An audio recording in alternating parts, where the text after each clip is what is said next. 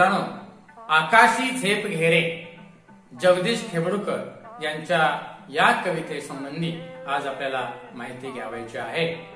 प्रथम आपण जगदीश खेबडूकर यांचा परिचय करून घेऊया।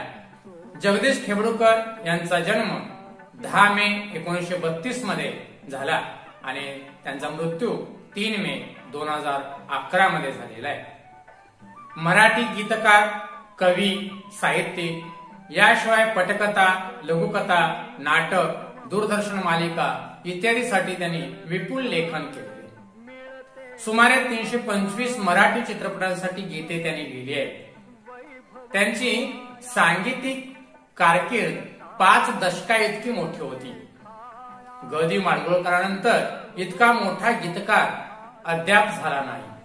देवघरात म्हणायची भक्तिपूर्ण गाणी असोत की ठसकेबाज लावणी, आपल्या नवनवोन्मेषी प्रतिभेच्या जोरावर ही दोन्ही परस्पर विरोधी गीतं एकाच वेळी समर्थपणे त्यांनी लिहिली।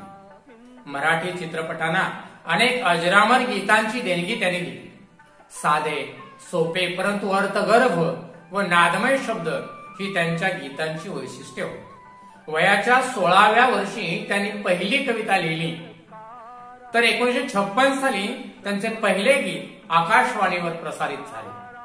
तर 1960 ला पहिले चित्रगीत प्रेक्षकासमोर आले आणि त्यानंतर या प्रतिभासंपन्न कवीने पुन्हा मागे वळून पाहिले नाही। उत्कंठ भावभावनांचा सौंदर्यपूर्ण आविष्कार त्यांच्या लेखणीतून साकारात गेला आणि त्यांनी मराठी गीत संगीत प्रेमींना मोहून टाकले। आकाशी झेप घेरे पाखरा, विठू माऊली तू माऊली जगाची, ऐरणीच्या देवा तुला ठिणगी ठिणगी वाहू दे, अष्टविनायका तुझा महिमा कसा इत्यादी भक्तिगीते, तर पिकल्या पानाचा देठ किंवा हिरवा आणि मला हो म्हणत्यात लवंगी मिरची, याशिवाय कसं काय पाटील बरं आहे का, काल काय ऐकलं ते खरं आहे का आणि पिंजरा चित्रपटातील सर्व गीते व लावण्या मराठी रसिकांना अक्षरशः वेड लावतात। आपल्या 50 ते 52 वर्षाच्या कारकिर्दीत 3500 कविता, 3500 चित्रपट गीते, 25 पटकथा व संवाद, 50 लघुकथा, 5 नाटके, 4 दूरदर्शन मालिका, 4 टेलिफिल्म, 5 मालिका गीते इत्यादी विपुल साहित्य निर्मिती त्यांच्या नावावर जमा आहे। त्यांनी सिने संगीत विश्वाला दिलेल्या योगदानाबद्दल त्यांना श्री शांताराम स्मृती जीवन गौरव पुरस्कार, मृत्युंजयकार शिवाजी सावंत पुरस्कार, बाल गंधर्व पुरस्कार इत्यादी अनेक पुरस्कारांनी त्यांना सन्मानित करण्यात आले आहे। यानंतर आपण प्रत्यक्ष कवितेला आरंभ करणार आहोत। या कवितेचं आशय सौंदर्य पाहत असताना मानवाने स्वसामर्थ्यावरती विश्वास ठेवावा, स्वतःच्या ध्येयप्राप्तीसाठी भरारी घ्यावी, आपले परावलंबित्व सोडून द्यावे आणि स्वावलंबी व्हावे, हाच आशय या कवितेमध्ये जगदीश खेबडूकर यांनी पाखराच्या प्रतीकातून व्यक्त केला आहे आणि हेच या कवितेचे आपल्याला आशय सौंदर्य सांगता येईल। कवितेमध्ये काव्य सौंदर्य नेमकं काय आहे, तर कवी जगदीश खेबडूकर यांनी या कवितेमध्ये श्रमाचे, कष्टाचे आणि परिश्रमाचे महत्त्व स्पष्ट केले आहे। कष्टाशिवाय कोणतेही फळ मिळत नाही। शेतकऱ्याला शेतात कष्ट केल्याशिवाय चांगल्या पिकाची प्राप्ती होत नाही। जणू त्याच्या घामातून पीक रूपी मोत्याची जणू रासच घरात येत असते आणि मग त्याला त्याच्या श्रमाचे सार्थक झाल्याचे समाधान मिळते। कष्ट, श्रम याच्या रूपात त्याच्या घरी जणू श्रमदेवच अवतरत असतो, हेच या काव्याचे काव्य सौंदर्य आपल्याला सांगता येईल। भाषिक सौंदर्य पाहत असताना या कवितेमध्ये कवितेत प्रामुख्याने द्रुपद आले आहे। रसळ शब्दरचना या काव्याची आपल्याला जाणवते।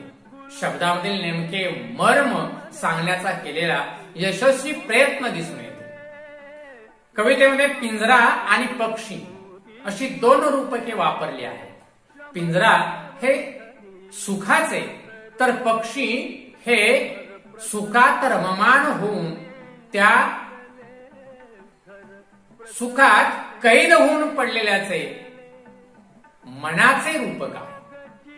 याशिवाय या काव्यामध्ये यमक प्रधान रचना आपल्याला दिसून येते. कवितेला आलेली लयबद्धता, तालबद्धता यामुळे कविता अधिक सौंदर्यपूर्ण असल्याचे आपल्याला जाणवते.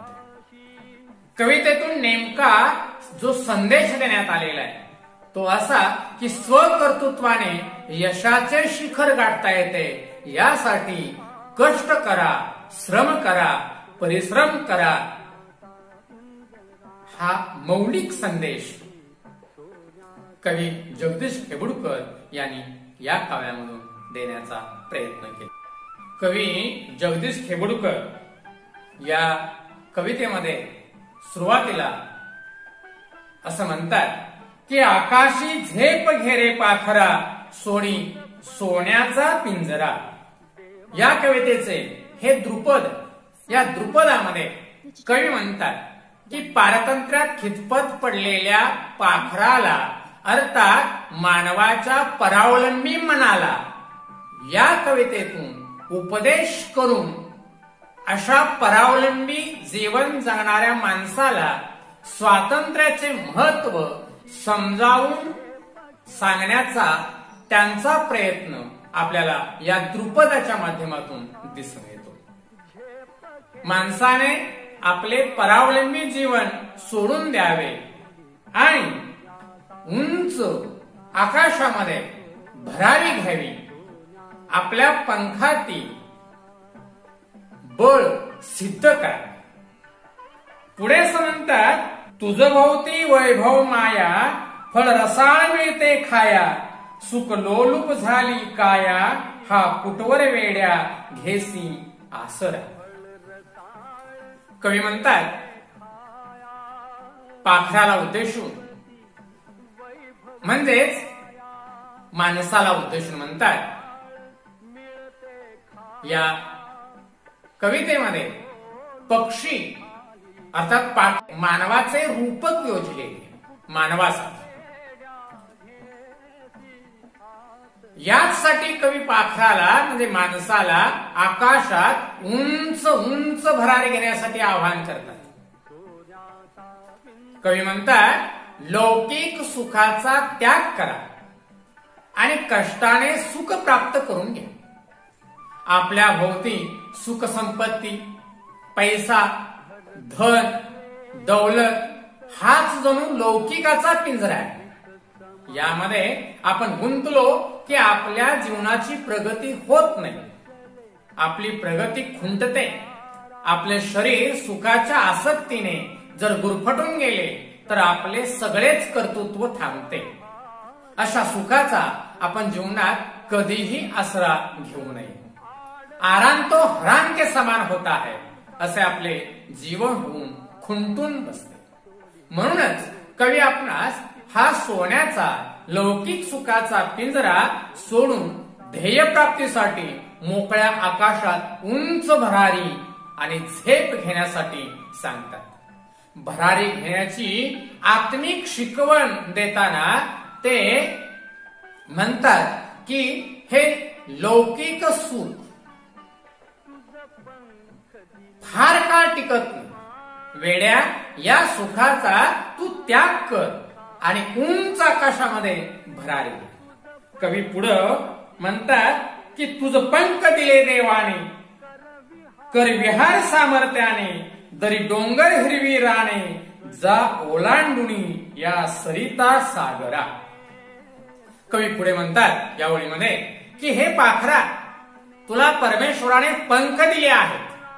त्या पंखात भरारी मारण्यासाठी बळही दिले.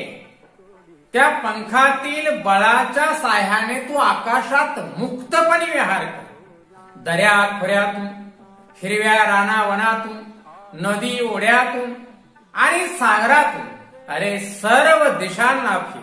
साऱ्या दिशा ओलांडून तुझे कर्तृत्व सिद्ध कर.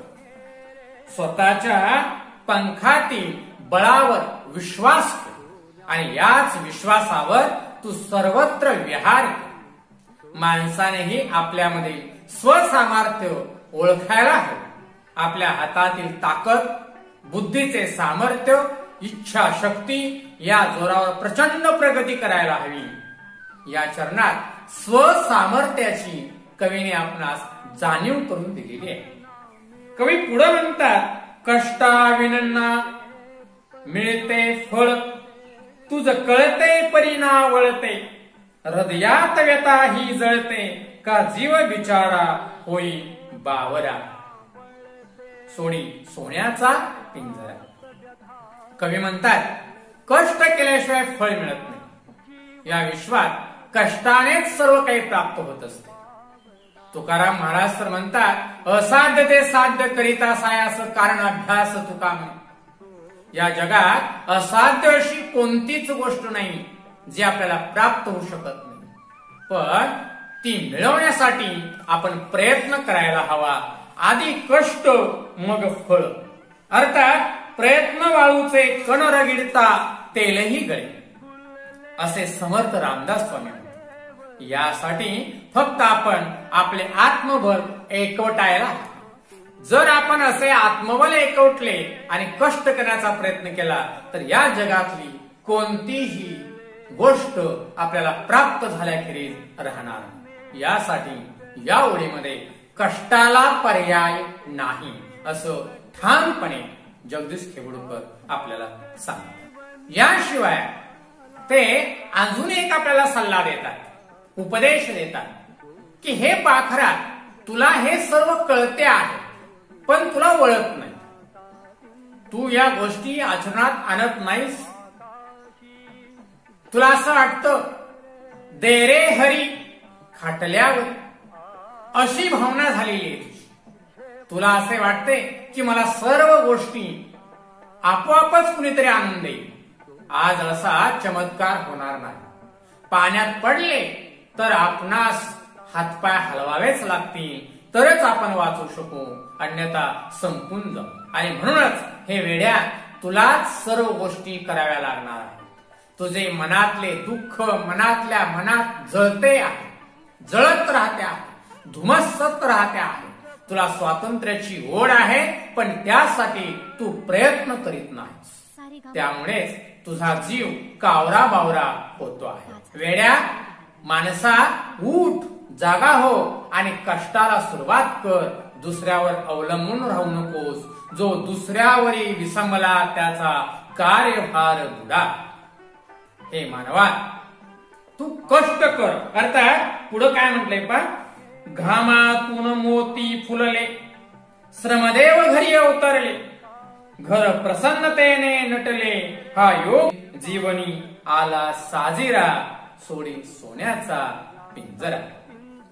हे मानवा, कष्ट केलेस तर शेतात जणू पीकच पिकवतात, पिके बहरून येतात। तुझ्या श्रमामुळेच हा चमत्कार परमेश्वर घडवून आणतो।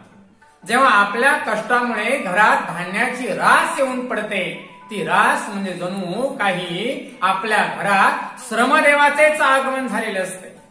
घरात म्हणूनच सुख समृद्धी प्रसन्नता आलेली असते। कष्टामुळे हा सुखाचा गोड आणि सुंदर प्रसंग आपल्या आयुष्यात आलेला असतो। आपले सारे घर आनंदाने प्रसन्नतेने फुलून आलेले असते। जणू कष्टाचा आनंद आपल्या घरात दसरा दिवाळी या सणासारखा, या सणाच्या रूपात अवतीर्ण झालेला पाहावयास मिळतो। म्हणूनच श्रमाचे महत्व या कवितेत पिंजरा आणि पक्षी या दोन रूपकांच्या माध्यमातून मानवाला जगदीश खेबडूकर यांनी समजावून सांगण्याचा प्रयत्न केला। शेवटी त्याने एकच गोष्ट आपल्याला सांगितली की कष्ट करत, श्रम करत माणसाने सुखाचा आनंद घ्यावा।